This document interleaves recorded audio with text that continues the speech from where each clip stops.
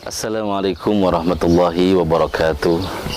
Alhamdulillahirabbil alamin. Allahumma shalli wa sallim ala sayyidina Muhammad wa ala ali sayyidina Muhammad. Amma ba'du. Sahabat menata hati meraih ridha ilahi.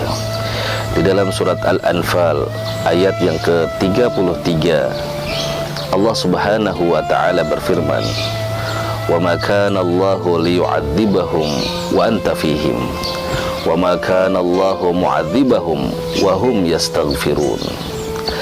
Ada dua pelajaran di dalam ayat ini. Yang pertama, bahwa Allah tidak akan menyiksa sebuah kaum atau seorang hamba selama Rasul Shallallahu Alaihi Wasallam ada di dalam kaum itu atau di antara kaum itu, atau ada di antara hamba tersebut. Rasul Shallallahu Alaihi Wasallam telah wafat, jadi otomatis Rasul sudah tidak ada di zaman kita, Nabi Muhammad Shallallahu Alaihi Wasallam. Yang tersisa dari Rasulullah Shallallahu Alaihi Wasallam adalah peninggalannya, Al-Quran dan hadis Nabi Shallallahu Alaihi Wasallam. Artinya, Allah tidak akan pernah menyiksa sebuah kaum atau seorang hamba jika ada di dalam hati mereka peninggalan Nabi Muhammad Sallallahu Alaihi Wasallam, yaitu sunnahnya Nabi Muhammad Sallallahu Alaihi Wasallam. Siapa yang hidup berpegang dengan sunnahnya Nabi Muhammad Sallallahu Alaihi Wasallam, menghidupkan sunnahnya Nabi Muhammad Sallallahu Alaihi Wasallam, maka ia tidak akan disiksa oleh Allah Subhanahu Wa Taala.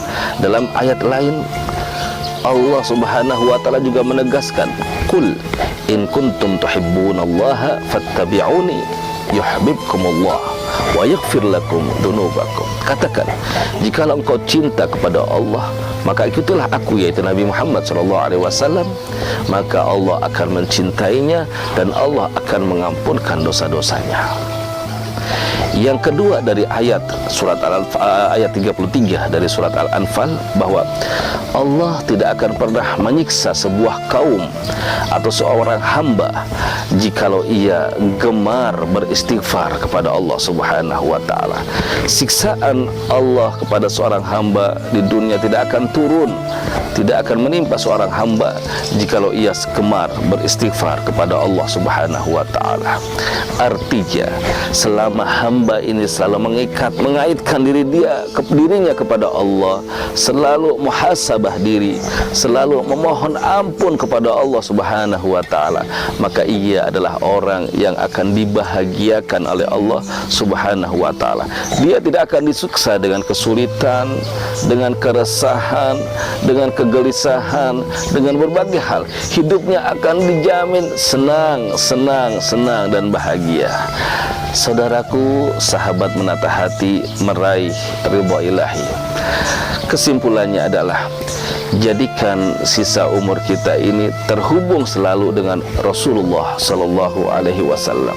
Jikalau kita ingin hidup kita tenang, hidup kita selamat, bahkan kelak kita mendapatkan syafaat Nabi Muhammad Sallallahu Alaihi Wasallam, hadirkan Nabi Muhammad dalam jiwa kita, hadirkan Nabi Muhammad dalam rumah tangga kita, hadirkan Nabi Muhammad dalam anak-anak keturunan kita, hadirkan Nabi Muhammad dalam usaha kita, hadirkan Nabi Muhammad dalam muamalah kita, terlebih hadirkan Nabi Muhammad SAW dalam ibadah-ibadah kita. Hidupkan sunnah Nabi Muhammad yang mulai sirna, hidupkan sunnah Nabi Muhammad yang mulai banyak orang meremehkan.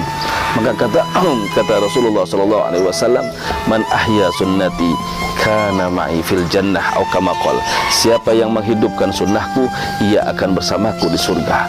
Dalam riwayat lain, "Man ahya sunnati kana lahu ajrun syahid," siapa yang menghidupkan sunnahku, maka ia mendapatkan pahalanya orang yang mati syahid. Jadi hidupkan, laksanakan, lakukan sunnah Nabi Muhammad sebisa kita. Yang kedua, perbanyaklah beristighfar, terutama di zaman yang penuh dengan fitnah, penuh dengan ujian, di mana seorang hamba yang mulai jauh dari Allah, dia menghukum sesamanya dengan logikanya. Dia lupa bahwa semua yang terjadi di alam semesta ini sudah diatur oleh Allah Subhanahu wa taala. Tidak ada kesulitan, tidak ada resah, tidak ada masalah hadir kecuali ada dosa yang belum diampunkan oleh Allah Subhanahu wa taala. Sebagai penutup, ada seorang ibu datang kepada Imam Hasan Al-Basri. Dia mengadukan bahwa dirinya belum mempunyai anak. Dia bernikah lama, dia nikah belum punya anak. Lalu dikasih solusi oleh Imam Hasan Al-Basri, alaiki bil istighfar, perbanyaklah istighfar. Berikutnya ada lagi seorang ibu bertanya, ya Imam Hasan, saya punya anak susah sekali diatur. Lalu dia bilang apa? Alaiki bil istighfar, banyaklah istighfar kepada Allah Subhanahu wa taala. Bahkan ada seorang ibu pun, seorang wanita yang datang belum hadir jodohnya, ia katakan pun alaiki bil istighfar. Artinya sahabatku, istighfar kepada Allah Subhanahu wa taala, permohonan ampun kepada Allah Subhanahu wa taala, ini yang akan menyelesaikan semuanya kesalahan-kesalahan kita dan akan dihadirkan dalam kehidupan kita kebahagiaan, ketenangan, kesenangan kita. Mudah-mudahan sisa umur ini kita bisa mengamalkan 2 poin dalam pelajaran kali ini, yaitu menghidupkan sunnahnya Nabi Muhammad SAW, dan yang kedua, ayo mari kita memperbanyak taubat, beristighfar kepada Allah Subhanahu wa taala. Terima kasih. Wassalamualaikum warahmatullahi wabarakatuh.